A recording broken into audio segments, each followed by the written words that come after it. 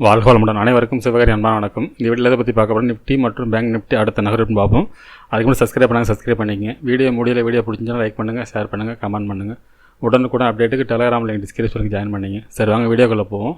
First நம்ம என்ன சொல்லியிருந்தேன் நினைஞ்சு பார்ப்போம். நம்ம என்ன சொல்லியிருந்தோம்னா, நிஃப்டியை பொறுத்தளவுக்கு இந்த எல்லோ ஜோனுக்கு கீழே வந்தால் தான் மார்க்கெட் இறங்க வாய்ப்பு இருக்கும். எல்லோ ஜோன்லேருந்து மார்க்கெட் பை ஆகி மேல் நோக்கி போக வாய்ப்பு இருக்கும். அதுபோல் first resistance first 5 minutes break பண்ணால் மட்டும் அப் சைடு போக வாய்ப்பு. அதாவது கேப் அப் இருந்து ரெசிஸ்டன்ஸுக்கு மேலே இருந்து ஃபஸ்ட்டு 5 மினிட்ஸ் பிரேக் பண்ணால் தான் மார்க்கெட் மேலே போக வாய்ப்பு அப்படிங்கிற மாதிரி சொல்லியிருந்தோம்.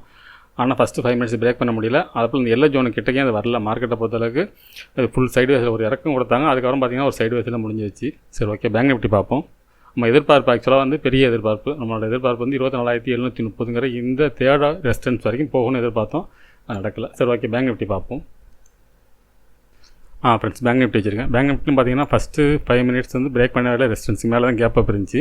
அதுபோல் இந்த எல்லோ ஜோனுக்கு கீழே க்ளோசிங்கே கொடுக்கல. மார்க்கெட்டை பொறுத்தளவுக்கு இது கீழே இருந்தால் மார்க்கெட் இறங்க வாய்ப்புன்னு பார்த்தோம். ஆனால் இந்த இடத்த விட்டு இறங்கவும் முடியல, அப் சைடும் போக முடியல, ஃபுல் சைடு வேஸ்லேயும் முடிஞ்சிருச்சு. சரி, ஓகே, நிஃப்டிலேருந்து பார்ப்போம் நாளைக்கு என்ன நடக்க வாய்ப்புன்னு.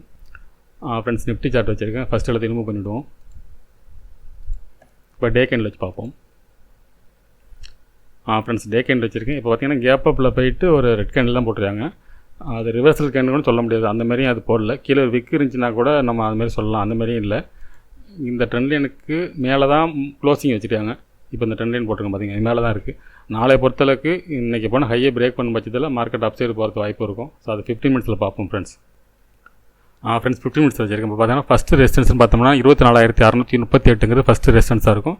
அதுக்கடுத்து பார்த்தீங்கன்னா 24,736, அடுத்து 24,808, அடுத்து 24,904. சரி, ஓகே. சப்போர்ட்னு பார்த்தோம்னா இன்றைக்கி போன லோ தான் 24,522, அதுக்கடுத்து 24,444, அதுக்கடுத்து 24,323. சரி, ஓகே. நாளைக்கு என்ன மாதிரி மூவ்மெண்ட்ஸ் இருக்க வாய்ப்புன்னு பார்த்தோம்னா, இந்த டே ஹையை பிரேக் பண்ண பட்சத்தில் மார்க்கெட்டில் புல்லிஸ் இருக்க வாய்ப்பு இருக்கும் ஃப்ரெண்ட்ஸ். இது பிரேக் பண்ண பட்சத்தில் மார்க்கெட் வந்து மேல் நோக்கி போக வாய்ப்பு இருக்கும். அந்த 600 பிரேக் பண்ணால் 800 வரைக்கும் போகிறது வாய்ப்பு இருக்கும். அதை பிரேக் பண்ணால் 900. ஆனால் இது வரைக்கும் போகிறது வாய்ப்பு அதிகம் இங்கே இருக்க செட்டப் படி. அதே சமயத்தில் மார்க்கெட்டை பொறுத்தளவுக்கு சப்போர்ட் எடுக்கிறது வாய்ப்புன்னு பார்த்தோம்னா, மார்க்கெட் வந்து என்னோடய பாயிண்ட் ஆஃப் வியூவில் மார்க்கெட்டை பொறுத்தளவுக்கு இந்த இடமும் ஸ்ட்ராங் சப்போர்ட் தான் எடுத்துருக்கேன். டேவோட லோவும் ஸ்ட்ராங் சப்போர்ட் தான் எடுக்கலாம். ஏன்னா இந்த இடத்துல பிரேக் பண்ண முடியாமல் மார்க்கெட் இந்த இடத்துல சைடு வேஸ்லேயே இருந்திருக்கு. அதுபோல் ஸ்ட்ராங் சப்போர்ட் அப்படின்னு எடுத்துட்டோம்னா, இது மூமெண்ட்ஸ்னு பார்த்தோம்னா ஒருவேளை இங்கேருந்து இறங்கினாலும் இந்த இடத்துல மார்க்கெட் இறங்கினாலும் இங்கே சப்போர்ட் எடுத்து மார்க்கெட் அப் சைடு போகிறதுக்கான வாய்ப்பு அதிகம் ஃப்ரெண்ட்ஸ்.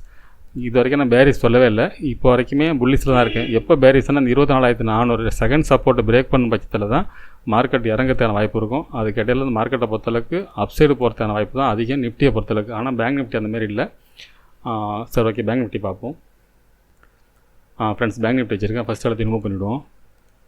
இப்போ டே கேண்டில். ஃப்ரெண்ட்ஸ், பேங்க் நிஃப்டியை பொறுத்தளவுக்கு இந்த ரெசிஸ்டன்ஸ் லெவல் பிரேக் பண்ணணும். அதாவது 50,830 பிரேக் பண்ண பட்சத்தை தான் அப் சைடு போகிறத பற்றி நம்ம யோசனை பண்ணலாம். அது வரைக்கும் வந்து இந்த ரேஞ்சுக்குள்ளே தான் இருக்க வாய்ப்பு இருக்கும். அதாவது 49,600க்கும் இப்போ இருக்க ரேஞ்சுக்குள்ளே தான் இருக்க வாய்ப்பாக இருக்கும். இது டே கேண்டில் செட்டப் படி. சரி, ஓகே, 15 மினிட்ஸில் பார்ப்போம். ஃப்ரெண்ட்ஸ், 15 மினிட்ஸ் வச்சுருக்கேன். இப்போ பார்த்தோம்னா ஃபஸ்ட்டு ரெசிஸ்டன்ஸ் பார்த்தோம்னா 50,554ங்கிறது ஃபஸ்ட்டு ரெசிஸ்டன்ஸாக இருக்கும். அதுக்கடுத்து பார்த்திங்கன்னா 50,830, அதுக்கடுத்து 51,087. சப்போர்ட்னு எடுத்துட்டோம்னா இன்றைக்கி போனால் லோ பார்த்திங்கன்னா 50,283, அடுத்தது 50,226, அடுத்தது 49,938, அடுத்து 49,654. சரி, ஓகே. இது என்ன மாதிரி மூவ்மெண்ட்ஸுக்கு வாய்ப்புன்னு பார்த்தோம்னா, இதில் வந்து ஒரு எல்லோ ஜோன் தான் போகிற மாதிரி செட்டப் இருக்குது.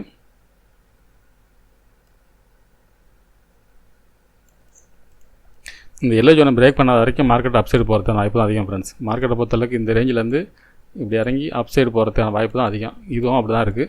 ஆனால் அதே சமயத்தில் எல்லோ ஜோனை பிரேக் பண்ண பட்சத்தில் ஃபால்ட்டுக்கு வாய்ப்பு இருக்கும். பேங்க் நிஃப்டியில் வந்து ஒரு இடம் இருக்கும், இதில் அப்படி இடமே இல்லை. இப்போ இருக்கிற இடத்துலேருந்து கிட்டத்தட்ட இறங்கினாலே ஃபாலுங்கிற மாதிரி தான் இருக்குது. ஆனால் என்னோடய பாயிண்ட் ஆஃப் வியூவில் மார்க்கெட்டை பொறுத்தளவுக்கு அப் சைடு போக தான் வாய்ப்பு இருக்குது. ஒருவேளை கேப் டவுன்லேருந்து ஃபஸ்ட்டு 5 மினிட்ஸ் பிரேக் பண்ண முடியலைன்னா மார்க்கெட் அப் சைடு திரும்புறதுக்கு வாய்ப்பு அதிகம். அப்படி இல்லாத பட்சத்தில் தான் இறங்கும். அதாவது ஃபஸ்ட்டு ஒருவேளை மார்க்கெட் வந்து ஒரு கேப் டவுன் இருந்து இந்த எல்லோ கீழே ஃபஸ்ட்டு 5 மினிட்ஸ் பிரேக் பண்ண முடியாத பட்சத்தில் ஒன்று இந்த அதாவது செகண்ட் சப்போர்ட் 49,938 சப்போர்ட் வாய்ப்பு இருக்கும். அப்படி இல்லாத பட்சத்தில் மார்க்கெட்டை பொறுத்தளவுக்கு இந்த 49,654 தான் அடுத்து ஸ்ட்ராங் சப்போர்ட்டாக இருக்கும். அது வரைக்கும் இறங்கிறதுக்கான வாய்ப்பு அதிகம் ஃப்ரெண்ட்ஸ். ஆனால் என்னோடய பாயிண்ட் ஆஃப் வியூவில் மார்க்கெட் இறங்க வாய்ப்பு இல்லை. மார்க்கெட் ஃப்ளாட்டாக ஓப்பன் ஆனாலும் எல்லோ ஜோனில் சப்போர்ட் எடுத்து அப் சைடு போகிறதுக்கான வாய்ப்பு தான் அதிகம் ஃப்ரெண்ட்ஸ். இதுதான் பேங்க் நிஃப்டியோட செட்டப்பும் அப்படி தான் தெரியுது. நிஃப்டியோட சப்போர்ட்டும் அப்படி தான் இருக்குது. ஆனால் பேங்க் நிஃப்டியை பொறுத்தளவுக்கு ஒரு சின்ன ரேஞ்சு தான் இருக்குது. அதாவது ஒரு 200 பாயிண்ட் டவுன் ஆகிட்டனால இறங்குற மாதிரி இருக்குது. ஆனால் நிஃப்டியில் அந்த மாதிரி இல்லை. ஆனால் ரெண்டுமே அப்சைடுக்கான இண்டிகேஷன் தான் இருக்குது ஃப்ரெண்ட்ஸ். சரி, ஓகே ஃப்ரெண்ட்ஸ், அடுத்த வீடியோ சந்திப்போம். நன்றி, வணக்கம்.